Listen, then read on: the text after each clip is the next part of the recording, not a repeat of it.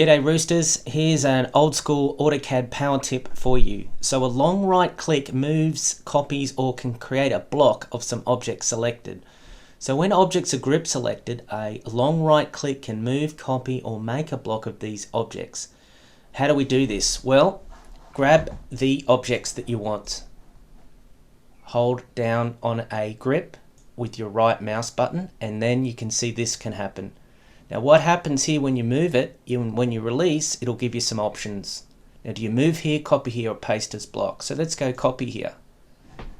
Now if I do the other one, which was paste as a block, it creates a block and not a great name.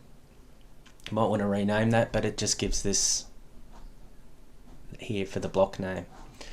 Now just one note, this tip won't work unless you have this set in your options, in user settings, shortcut menus and menu area. That's turned off, which a lot of old school users don't have on because they like to repeat the last command or don't like that feature. It won't work.